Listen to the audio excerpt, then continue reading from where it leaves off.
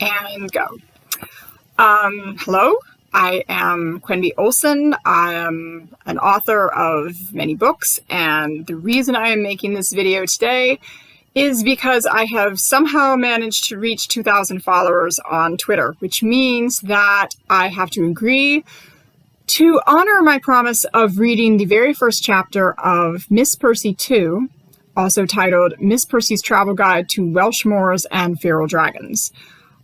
So I will get to that as quickly as I can without much fanfare because it is a long chapter and let's see how long my voice will hold out. So we will begin and now. Chapter 1. It was Wales, so of course it was raining.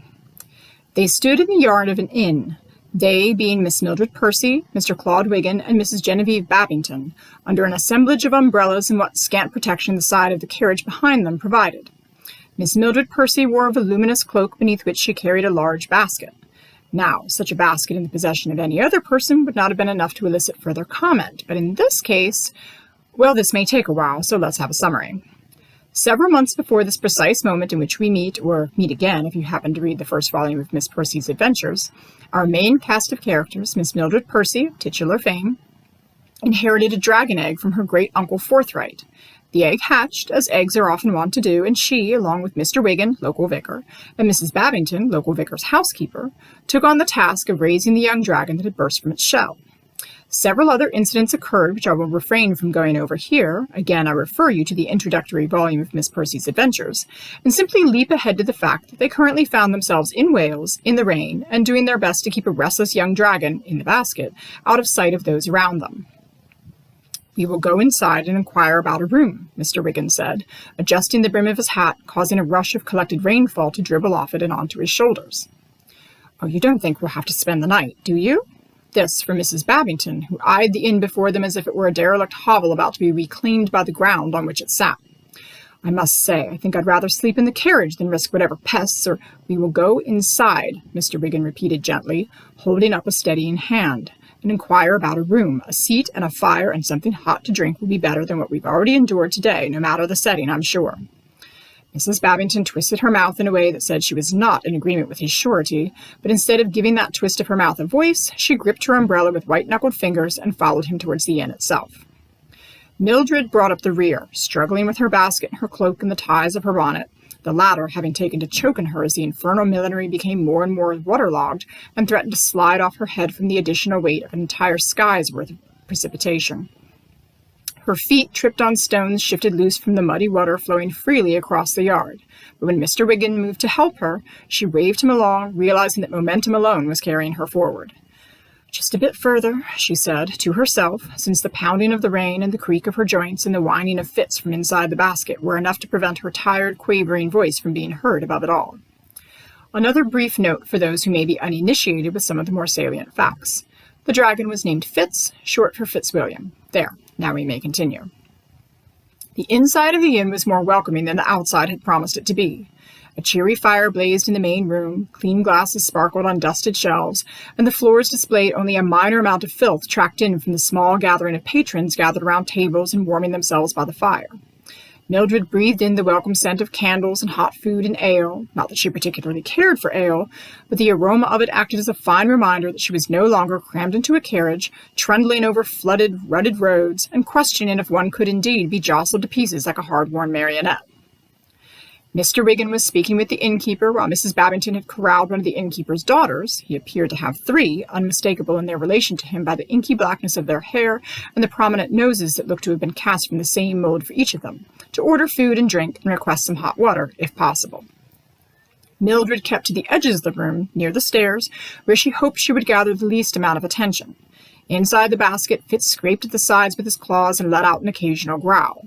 Mildred smiled tightly at someone who looked at her and the bulge beneath her cloak with an expression of curious alarm and patted the side of the basket while saying, "My cat, he's sick," which did well enough to prevent the curiously alarmed observer from asking any questions or even wanting to be in the vicinity of this strange English woman and her ailing pet.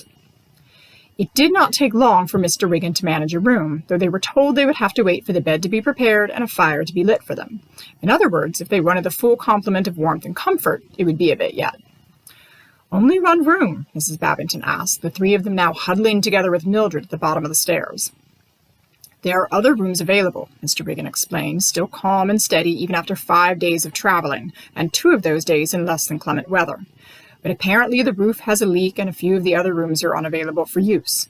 We can stay in them if we'd like, but from the innkeeper's tone it seemed that we would find greater comfort in a less waterlogged space." "One room," Mrs. Babington huffed.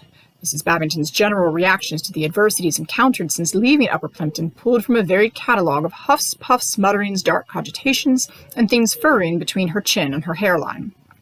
It was a rather surprising decline in enthusiasm from her, a descent that had become especially marked since their arrival in Wales the previous day.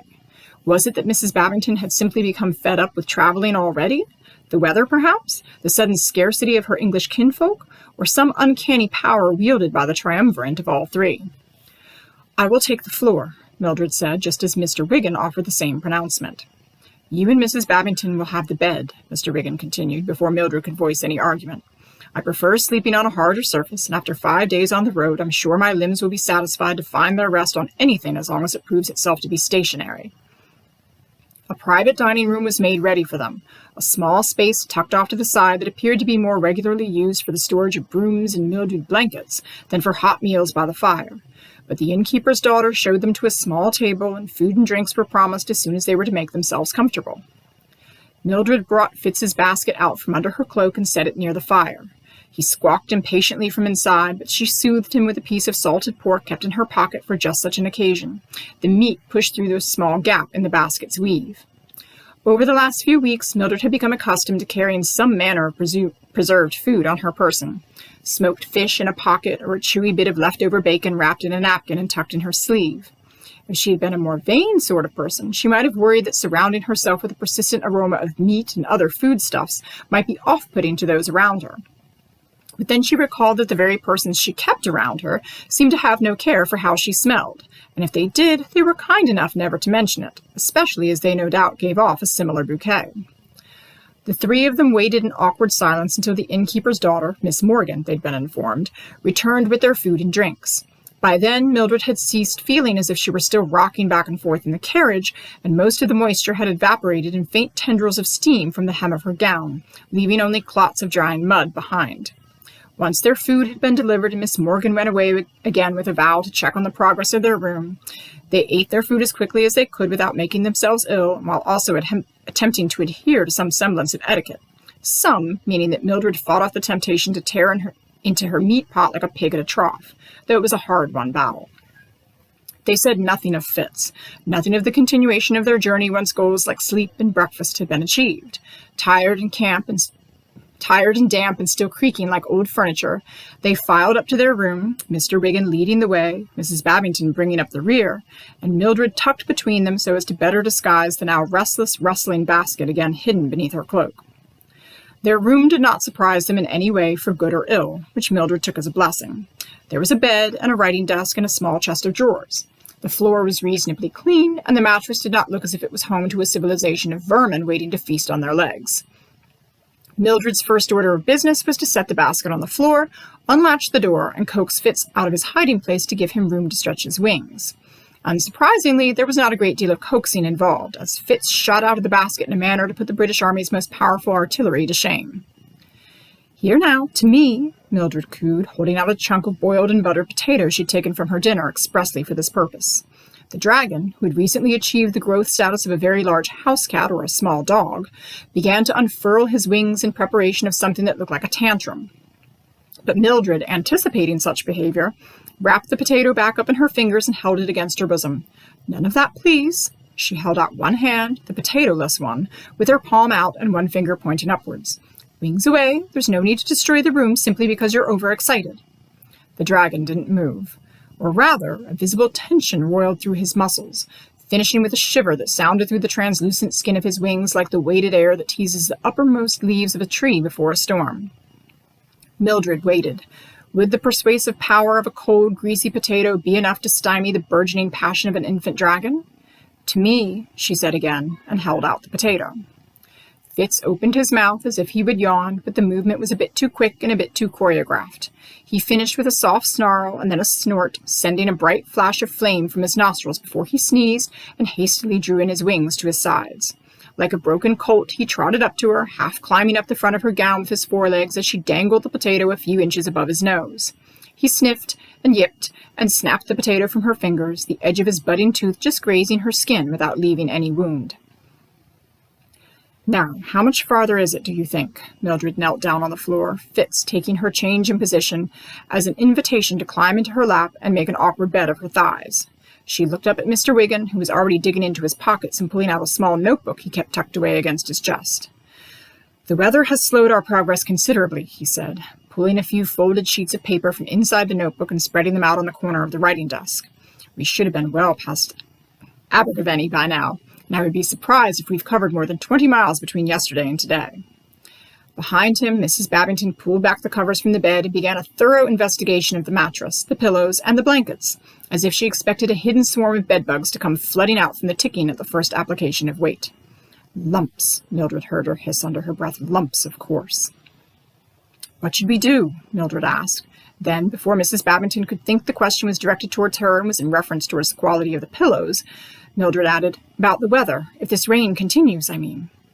Mr. Wiggin pulled out a chair, the only chair, a spindly thing that appeared to have been constructed out of leftover kindling and hope, moved as if to sit down, then seemed to think better of it and took to pacing back and forth in front of the window instead.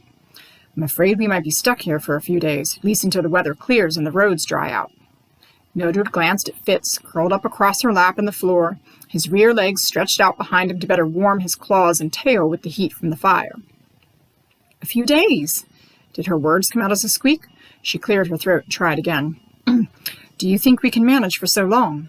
The "we," of course, had nothing to do with themselves. Well, Mildred did have some slight concerns for Mrs. Babington should their stay in Wales last longer than anticipated, which was not helped by the fact that the anticipated length of their stay was as unknown to them as the next day's weather, where precisely they were going, and whether or not Mildred should have eaten as much of her meat pot as she did, but was instead intended to highlight the fearful task of keeping a small dragon hidden away inside a room, inside a small inn, inside a small country that may or may not be thrilled at the prospect of having their national symbol leap down from its flag and gambol about its mist-laden hills and valleys.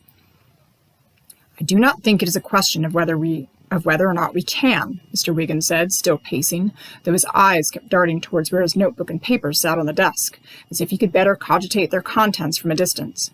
"But rather that we must, and to go back, I fear, would be more difficult than pressing forward at this point." And what was there to go back to?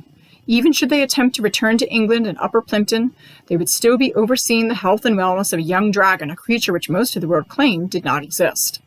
Yet there he sat, the top of his head beneath her palm, a snore buzzing from his lungs while his nostrils twitched, the tip of his dark nose still shining with a smear of butter from his boiled potato. Mr. Wiggin stopped pacing and picked up one of the papers from the desk. Mildred recognized the paper, one she had pondered and fretted over so much she had finally turned over the care of it to Mr. Wiggin, before she could worry the corners of it to dust. "If the roads were fine and our speed assured, I would not see it taking above 3 days for us to find our way to our destination, most likely less."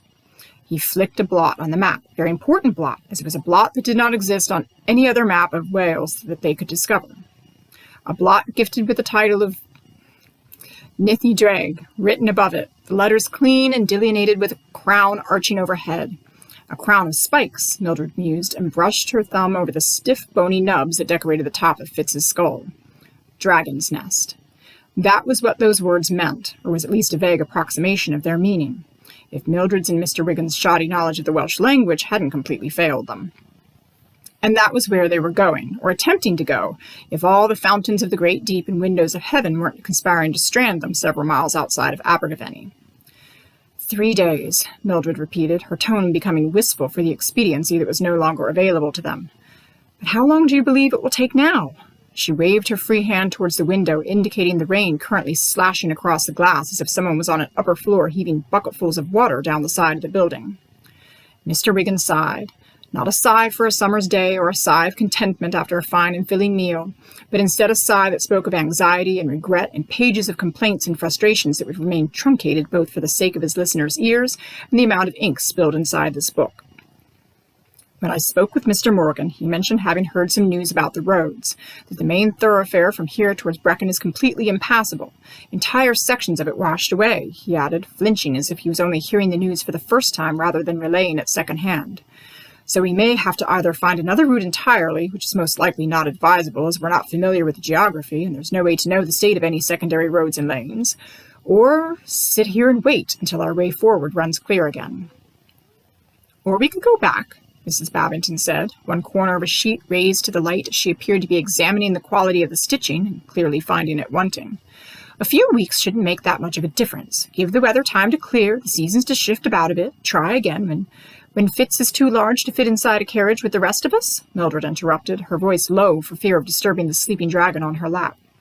Mrs. Babington drew in a breath as if preparing to interrupt in retaliation, but Mildred shook her head and shut her eyes as though blocking her from sight could prevent her ears from hearing her as well.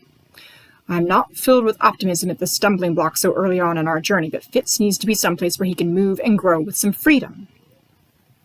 And perhaps if we are lucky, Mr. Wigan added, with a twist in his voice on the word lucky, as though he were tempting fate by merely speaking those two syllables aloud, we can discover more about where he came from, learn about how to care for him properly, and maybe even find others of his own kind. Others of his own kind. The thought was always enough to send a cool shiver across Mildred's shoulders, a vision of other dragons conjured up in her imagination with the deftness of a magician's greatest trick. She could see them clinging to rocks and slinking through valleys, the mist trailing off the edges of their wings as if they carried the clouds themselves across the land.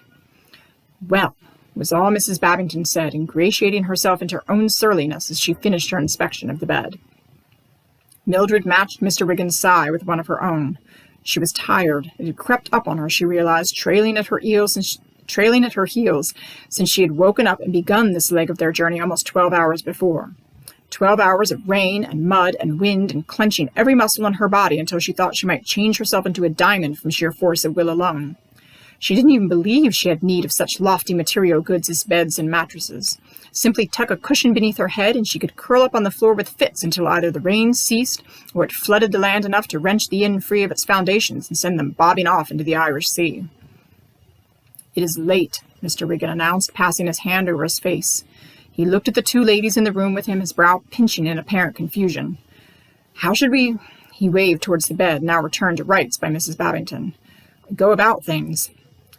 You can step out for a minute while Miss Percy and I change for bed, Mrs. Babington said, her hands on her hips, her tone returning to its former capable glory now that the problem before them had diminished to something of a domestic nature. We shall call for you once we've tucked ourselves in, and then you can return, and she paused when she realized there would then be the difficulty of Mr. Wigan needing to undress for bed with two women, suitably tucked but still furnished with the ability to see everything in front of them, in the room with him. Well, we'll just shut our eyes to give you some privacy. It was the best they could do in such singular circumstances. After Mr. Wigan stepped out into the hall, Mildred extricated herself from beneath Fitz and gave him a careful push towards the fire. She built up the coals and added another scoop from the scuttle while Mrs. Babington shimmied out of her own dress and took the pins from her hair. As soon as Mildred was sure Fitz was comfortable, she slipped out of her dress, hung it over the back of the chair, and finished helping make up a small pallet for Mr. Wigan out of any extra pillows and blankets they could spare. Mr. Wigan? Mrs. Babington called out once she and Mildred were both settled in the narrow bed, laid out like breakfast kippers with the covers pulled up to their chins. You can come in now. He stepped back into the room with his eyes averted, his chin tucked down against his chest. Mildred felt Mrs. Babington stiffen beside her, despite the multiple layers of nightgown and blanket and cap providing a better shield than the gown she had been wearing only a few minutes before. It seemed an absurd reaction, but then Mildred wondered when the housekeeper had last spent the night in the same room with a man who wasn't her husband. Some people's grasp on propriety was an ironclad thing, and so Mildred could not think less of her for it. Our eyes are closed, came Mrs. Babington's announcement, and Mildred found herself biting down on her lips to prevent an ill-timed laugh from burbling out. That was it then. The exhaustion had defeated her. Here she was, stranded in the middle of a flood in Wales, sharing a cramped room in a leaking inn with a vicar and his housekeeper and a young dragon, and the most pressing concern of the moment was not catching sight of the aforementioned vicar with his trousers down. Mildred closed her eyes, and breathed slowly through her nose until the urge to become hysterical subsided. A monumental task, as it happened. By the time Mildred trusted herself to open her eyes again and to relax back into the extraordinarily narrow strip of bed allotted to her, neither Mildred nor Mrs. Babington were what one would call slight of figure, and so a mattress intended for 2 people who did not regularly enjoy the wonder that was a twice-baked honey cake offered scant space for 2 ladies who did. There was already a low buzz of sound emanating from the back of Mrs. Babington's throat. Fortunate lady, Mildred thought, with a brief stabbing of envy added to the prickling of tiredness behind her own eyelids. She turned her gaze up towards the ceiling. There was not much to see there, only shadows and whatever her imagination could conjure up beyond the mundanities of cobwebs and the faint etchings of someone's initials into the crossbeams. She would have to fall asleep at some point, she knew. Beyond the window, the sky had gone dark, though she could hear the rain and wind lashing against the outside of the building. But until the storm relented, they were essentially marooned there, unable to go forward or back again should they have even wanted to entertain a thought towards the latter. Miss Percy? A sleepless voice speaking out to her in the middle of the night. She smiled, one of those small, hidden smiles that made her thankful for the shifting play of light and shadows from the fire, and the fact that Mr. Wiggin could not see her face from his position on the floor at the end of the bed. Yes? Ah, he replied. This followed by the distinct sound of someone moving into a different position on a hard wooden floor, a bit like a sack of potatoes being jumbled about. I wasn't sure you would still be awake, and now that I know you are, I feel a bit like someone who's dipped their toe in the water but now isn't sure if they want to dive in. It was a comfort, she realized, simply listening to his voice. It could almost make her believe they were still in Upper Plimpton, seated around the desk in his study or in Mrs. Babington's kitchen. It was the vicarage kitchen, officially, but no one who had ever stood in it for more than 3 ticks of the clock was going to dispute the fact that Mrs. Babington assumed complete control of everything that occurred within its 4 walls, imbibing overly sweetened tea and too many biscuits. But she had to admit, it was Fitz who had brought her to the vicarage doorstep in the first place, or his egg, rather. Before then, she had been happy enough, well, perhaps not happy if she was going to adhere to the dictionary definition of the word. Before then, she had been content enough, well, perhaps not content. Before then, she had been unaware that her life could exist in a different way than the one to which she had become accustomed. She had spent her days, her months, her years, keeping to her room and keeping an eye on her sister's children and keeping out of her sister's way, at least as much as one could while living beneath the same roof as the very same sister she had developed a tendency to avoid. And she had thought it was all she had coming to her, that staid and steady continuance of things as they were, as they had always been, as they would always be. And then an uncle had died, a trunk had been delivered, and inside the trunk had been an egg that decided to pitch a lightning bolt into her world by hatching out a baby dragon. We should both be asleep, Mildred said, her head pressed back into the pillow, a snap from one of the coals in the fire breaking the monotonous quartet of the rain, the wind, and the dueling snores of both Fitz and Mrs. Babington. Our companions seem to be doing well enough on that score. You would think I should hardly be able to keep my eyes open, and yet, Mr. Wiggin repeated, those words carefully shaped into something that summed up all of her feelings, despite her inability to properly convey them. What had she done at home when she could not sleep? Usually she read, tucked into bed, a single candle burning on her nightstand, a book balanced on her bosom, and another 2 or 3 beside her should she finish the one in hand. It was a charming falsehood she often told herself, that the act of reading was something akin to a cup of warm milk in literary form, that only a few pages read would see her eyes droop and her thoughts grow weary before she would swiftly succumb to blissful slumber. Only one more chapter, she would tell herself, just as one would say only one more dollop of cream, or only one more slice of ham. And then she would sit awake half the night, each page imprinting itself in the place of another lost minute of dreams. This was the fanciful way of describing it, the shy poet in Mildred's mind stepping up for its rare appearance. A far more accurate description would be to say that the smudged ink from each word accumulated beneath her eyes into a telltale shadow of forfeited sleep and few regrets. Except for the extra money she spent on candles so as not to alert the rest of the family and those with an eye on the household budget to her nocturnal ways. It did not help that she had never found enough peace to read during the daylight hours. Between caring for the children or running errands for Diana, there simply wasn't enough time during the day. Diana had made it clear she preferred to see Mildred ensconced in tasks of a more industrious nature. Reading, according to Diana, showed a lethargy of mind and spirit. It was a crutch, she once declared, for those who had neither the wit nor wisdom to produce an independent thought of their own. It was a sentiment Diana had heard from their neighbor, Mrs. Linden, who in turn had read it from a pamphlet which had been inspired by an essay which had found its beginnings in the inebriated ramblings of a Mr. Duncan Dalston from Shropshire, whose only claim to moderate local fame had been his ability to guess the weight of a sow on sight, give or take half a stone. I feel I owe you an apology, Mildred said, after another minute of silence, but for the rain and the wind and the snoring, had passed.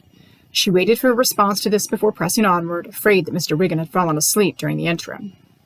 An apology? He shifted on the floor until Mildred saw the top of his head come into view. What for? She levered herself up by her elbows, careful not to disturb Mrs. Babington as she moved into something approximating an upright position. Well, all of this. You left the comfort and security of your home, your station, to founder yourself in the mud and the rain in an unknown place, and She swallowed over her next words, stuck in her throat as they were. I'm sorry. Mr. Wiggin ducked his chin, giving her a view of the thinning patch of hair at the crown of his head. We are in Wales, he reminded her, his words thick with tiredness or possibly a restrained laugh. It's not as though we've gone off the edge of the map, and the storm will abate, the roads will clear, and I left the comfort and security of my home because I wished to. He looked up at her, eyes bright in the remnants of light from the fire.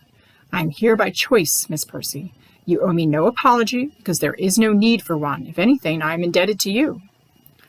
Mildred tangled her fingers together in her lap, her fingernails scraping at soft calluses left over from years of sewing and embroidery, and all of the other industrious tasks preferred by gentlewomen that had buoyed her through the first 4 decades of her life.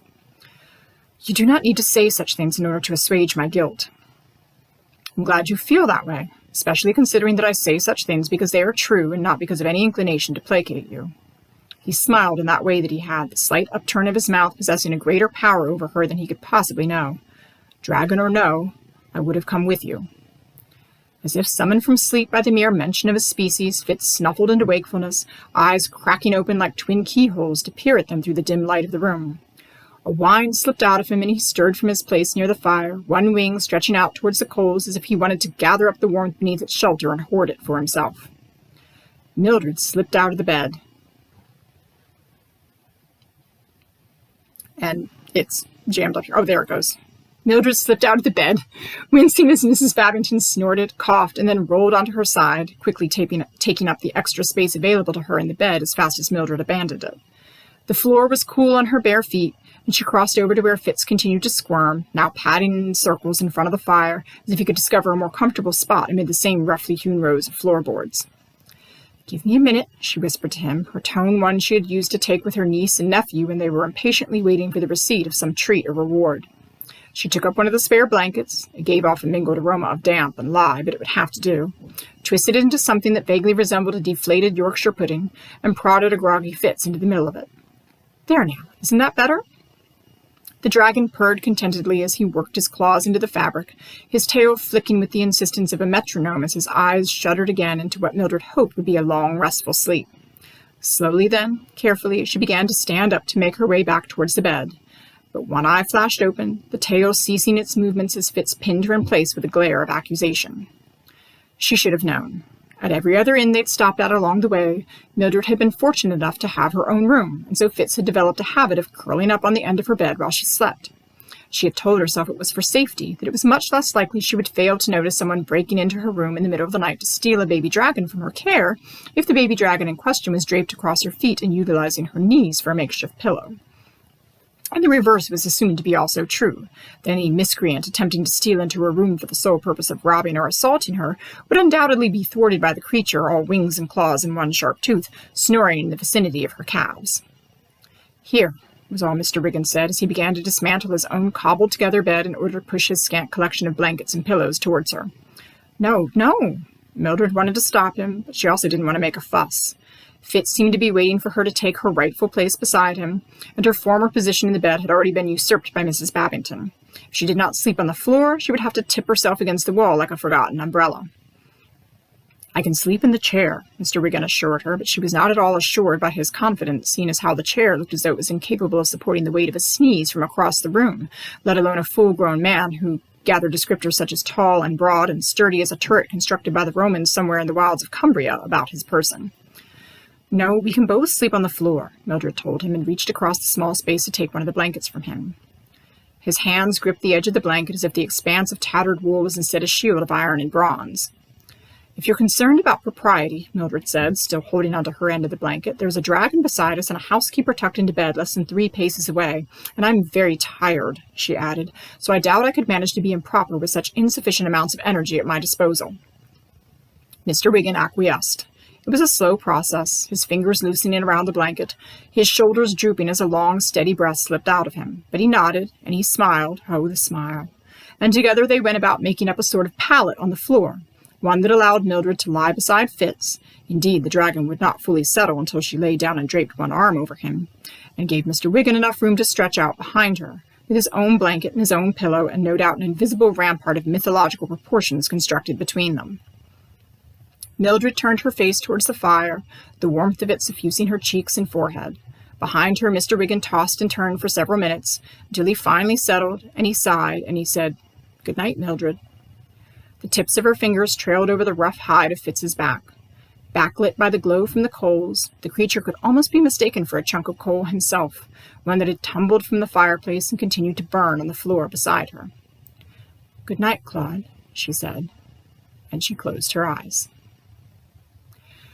And that is the end of Chapter 1, which, a quick note that is an unedited, unrevised version, so don't hold me to any mistakes. Also, apologies for any horrible mispronunciations of the Welsh language.